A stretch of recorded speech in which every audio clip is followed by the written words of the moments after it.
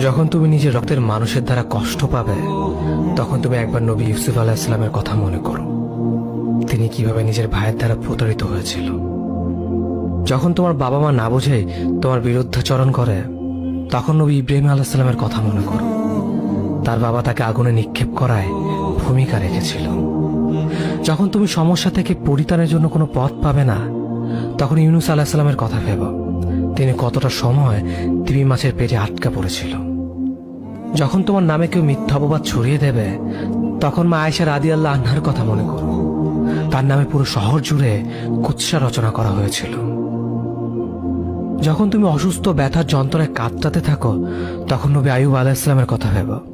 তিনি ভয়ঙ্কর এক ভাইরাসজনিত রোগে আক্রান্ত হয়ে তোমার থেকে বেশি কষ্ট পেয়েছিল।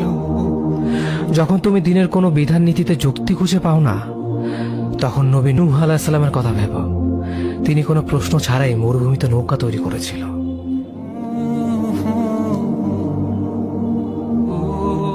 যখন তুমি আত্মীয়স্বজন, পরিবার, বন্ধু বান্ধবের কাছে হাসির পাত্রে পরিণত হও, তখন তুমি শেষ নবী হযরত মুহাম্মদ সাল্লাল্লাহু আলাইহি ওয়াসাল্লামের কথা ভেবো।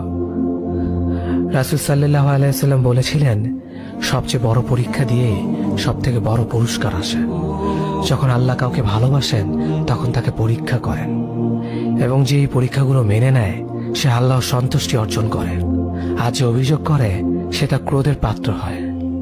হে আল্লাহ, তোমার কথা মনে করা, তোমার প্রতি কৃতজ্ঞ হওয়ার এবং তোমার ইবাদত করার তৌফিক আমাদের দান করো। আমিন। যেভাবে তুমি সন্তুষ্ট হও, সেভাবেই আমাদের পরিচালিত করো।